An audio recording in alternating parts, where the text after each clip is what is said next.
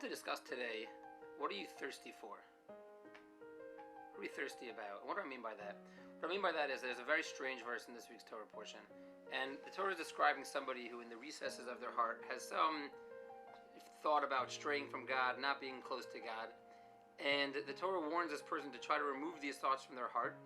And the Torah says, lest the satiated one become overtaken by the thirsty. And what does this mean? The satiated one and thirsty? What exactly does this mean? So Ramban Nachmanides explains a beautiful concept. He says as follows. He says that desires that we want, that we're running after, that we chase, that are close to us, we're called thirsty for them.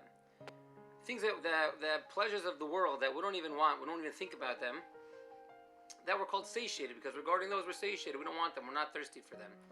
So Ramban explains that there's a natural psychology in man, that when we fulfill those desires and passions that we're thirsty for, so we don't want those anymore. Then we have to move on to bigger and greater pleasures. When you're first happy living in a house, living in an apartment, and then you want to get the next step up. So you want to go to the house, then you want to go to the bigger house, and then the mansion. The same with your cars. You want to get fancier and fancier, and same with all aspects of desire in life. Once we're initially thirsty for something, when we satisfy our thirst in that item, we look for a new way to express our passion, a new way to express our desire. So the Ramban says, the Torah is warning us that we shouldn't allow ourselves to fulfill everything that we're thirsty for, or else that which we're right now satiated for, pleasures we're not even running after them now, we have no desire for them, we'll become thirsty for them. And it's a warning to really keep yourself in check. Whenever I read this verse, I'm always reminded of two stories that happened to me in life. And when they happened to me, I just remember the contrast of them. So the first one happened to me when I was in high school. I was a senior, went to Skokie Yeshiva, and I was on the basketball team. And it was during a JV game, so the varsity team was there waiting for the JV game to end. And during halftime, a bunch of us were shooting around just to warm up during halftime. And both us and the other team were both warming up on the same basket, because it wasn't like real warm-ups before the game, just a bunch of guys shooting around.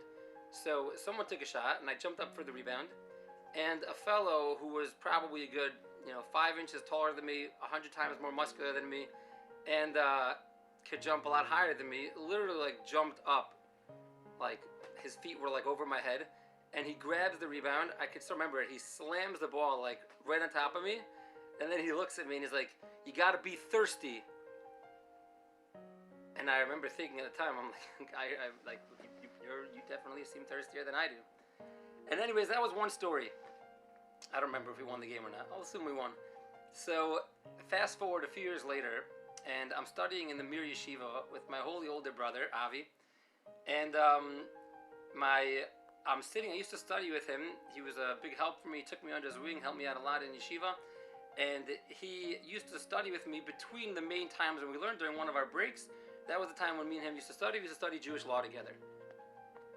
And as he was a very holy Torah scholar who spent day and night learning all day long, during his breaks he was very tired, but he pushed himself to study more Torah, Because during one of these breaks, we were studying, and I saw his eyes were drooping. He was very tired.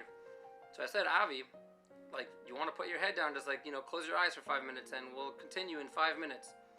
And I remember all of a sudden he jumps up, and he slams his hand on the stand, and he says, "You gotta be thirsty. You gotta be thirsty. Now I need to learn this Torah right now." And I remember when he said that, I had this flashback to my basketball game in high school, probably 3 years earlier.